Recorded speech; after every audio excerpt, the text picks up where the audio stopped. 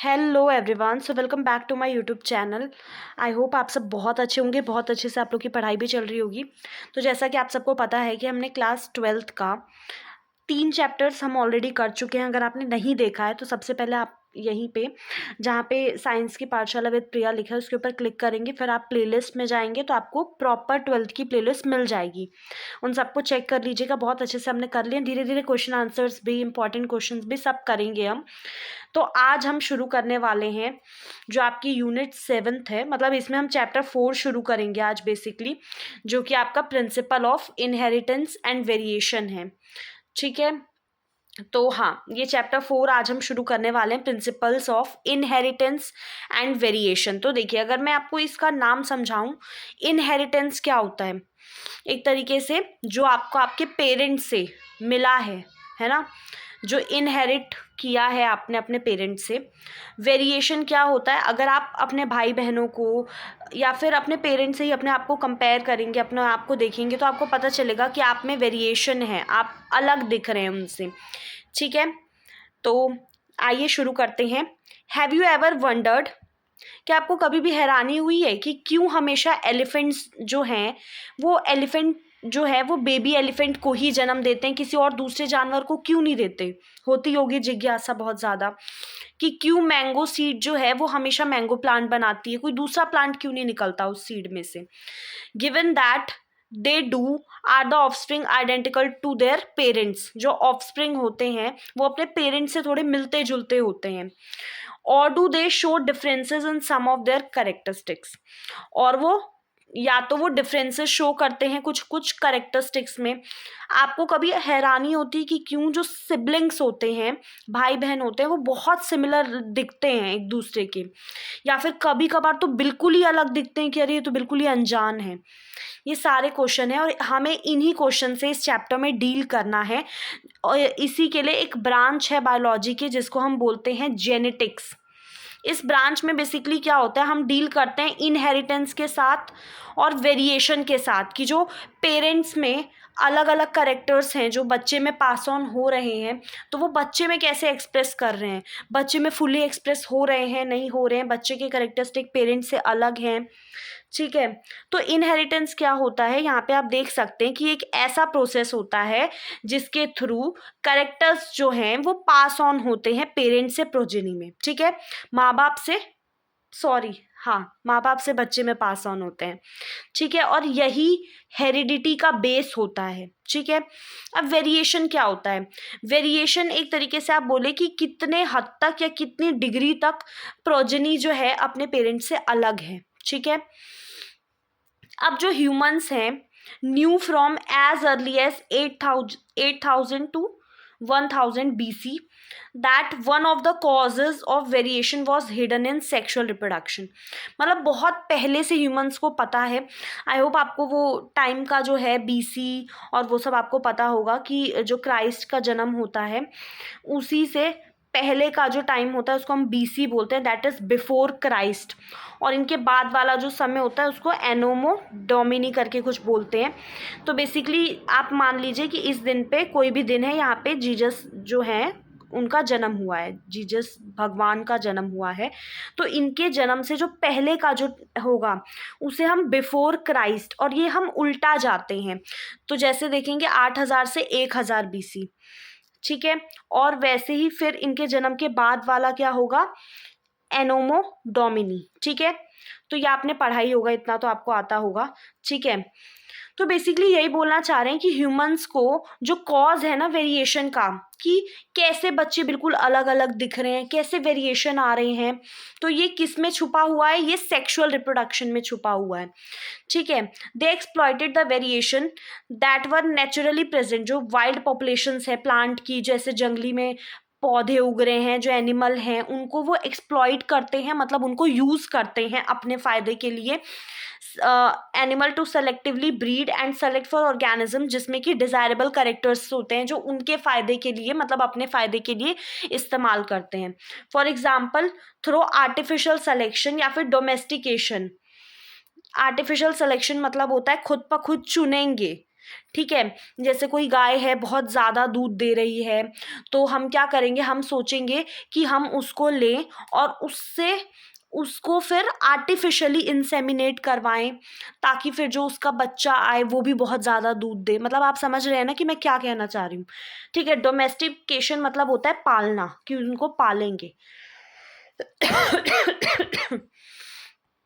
ठीक है, और जैसे वाइल्ड काउज हो गई, we have well known Indian breeds, जैसे कि साहिवाल काउज है पंजाब की, और we must how recognise that though our ancestor knew, हमारे जो पूर्वज थे वो जानते थे इनहेरिटेंस ऑफ करेक्टर और वेरिएशन के बारे में, लेकिन उनको बहुत कम आइडिया था कि इसके पीछे जो साइंटिफिक बेसिस है वो क्या है, उनका आइडिया उनको ज़्यादा नहीं था। ठीक है, तो अब हम देख लेते हैं, आज हमें मेंडल्स लॉज ऑफ इनहेरिटेंस को करना है। इट वॉज ड्यूरिंग मतलब मिड 19th सेंचुरी की बात है, that had way was made in the understanding of inheritance के, उसमें एक एक आप समझ सकते हैं कि मिड 19th सेंचुरी के दौरान एक आप जो अंडरस्टैंडिंग है इनहेरिटेंस की वो कहीं ना कहीं हल्की क्लियर हुई। ग्रिगोर मेंडल थे जिन्होंने हाइब्रिडाइजेशन एक्सपेरिमेंट को कंडक्ट किया था गार्डन पीस के ऊपर। ठीक है, और वो भी 7 सालों तक। तो आप सोच सकते हैं कितनी मेहनत इन्होंने की थी। एंड इन्होंने प्रपोज किया था laws of inheritance living organisms में। ठीक है, जब मेंडल की इन्वेस्टिगेशन के दौरान जब ये इनहेरिटेंस पैटर्न को इन्वेस्टिगेट कर रहे थे, तो पहली बार इन्होंने क्या किया था, स्टैटिस्टिकल एनालिसिस या फिर जो मैथ्स का लॉजिक जो है वो बायोलॉजी की प्रॉब्लम्स में इन्होंने लगाया था सॉल्व करने के लिए।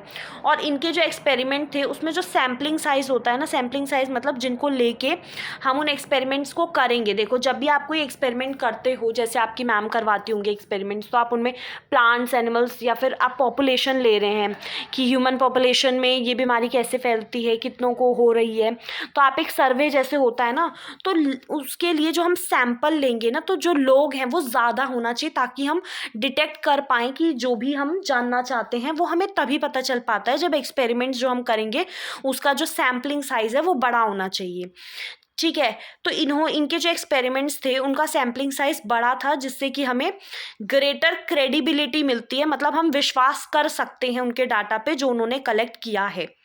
Also the confirmation of his inferences from experiment on successive generation of his test plant prove that कि जो उनके रिजल्ट थे, जो जनरल रूल्स जो उन्होंने इनहेरिटेंस के दिए हैं, rather than being unsubstantiated idea, unsubstantiated idea, मतलब ऐसा नहीं था कि कुछ भी उन्होंने बोल दिया, उनके प्रॉपर उन्होंने प्रूफ दिया है उस चीज़ का जो उन्होंने जनरल रूल्स ऑफ इनहेरिटेंस को एक्सप्लेन किया है। उनके रिजल्ट से हमें ऐसा पता चलता है।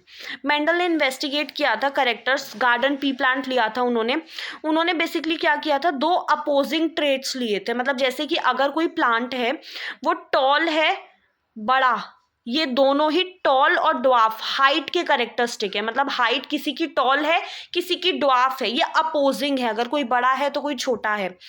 वैसे येलो ग्रीन ये अपोजिंग ट्रेड्स हैं।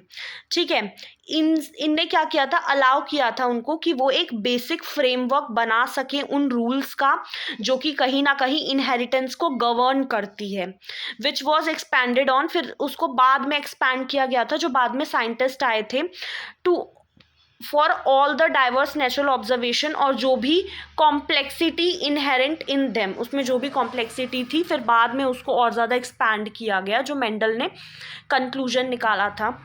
मेंडल कंडक्टेड सच आर्टिफिशियल पॉलिनेशन, इन्होंने क्या किया था, आप पॉलिनेशन जानते हैं, पॉलिनेशन क्या होता है, ट्रांसफर, किसका, पॉलन ग्रेन्स का, एंथर से स्टिग्मा में किसी दूसरे फ्लावर की। तो इन्होंने ये चीज़ आर्टिफिशियली कराई थी, मतलब खुद ब खुद कराई थी, क्रॉस पॉलिनेशन एक्सपेरिमेंट। इन्होंने बहुत सारी ट्रू ब्रीडिंग पी लाइन्स ली थी। तो ट्रू ब्रीडिंग लाइन्स कौन सी होती हैं, जिनमें कि कंटिन्यूअस सेल्फ पॉलिनेशन होता है, तो ये शो करते हैं स्टेबल ट्रेट इनहेरिटेंस, और बहुत सारे जनरेशन में ये एक्सप्रेशन भी शो करते हैं। तो मेंडल ने 14 true breeding pea plant varieties ली थी पेयर में, तो मतलब इन्होंने आप समझ लो 7 पेयर। ठीक है, उसके बाद जो कि आपका which were except for one character with contrasting trait.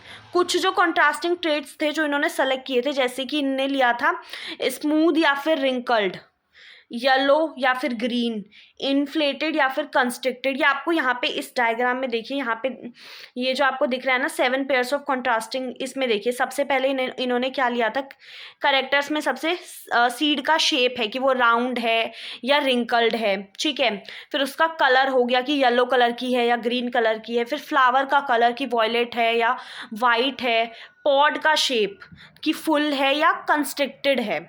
उसके बाद पॉड का कलर कैसा है, ग्रीन है या येलो है। फ्लावर की पोजीशन कैसे, फ्लावर बिल्कुल एक्सियल है कि साइड में कहीं उग रहा है कोने कोने में, या फिर टर्मिनल है, ठीक है।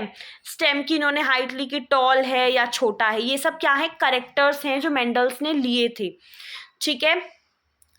अब इसके बाद इन्होंने करेक्टर्स लिए, फिर इन्होंने बेसिकली इन्होंने क्या किया, इनको आपस में, तो ये आपको ये ध्यान रखना, ये इन्होंने करेक्टर्स लिए थे जिसमें कि इन्होंने टोटल 7 करेक्टर्स लिए थे, लेकिन पेयर में थे। पेयर में का मतलब है, देखो जैसे इन्होंने स्टेम की हाइट ली तो स्टेम की हाइट में ही टॉल भी है और ड्वार्फ भी है।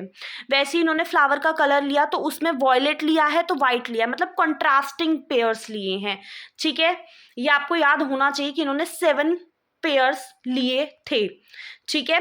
आज के लिए हम इतना ही रखेंगे, ठीक है। नेक्स्ट क्लास में हम पढ़ेंगे इनहेरिटेंस ऑफ वन जीन। और चैनल को सब्सक्राइब कीजिएगा, एंड वीडियो पसंद आए तो आप शेयर भी कर सकते हैं। Thank you so much.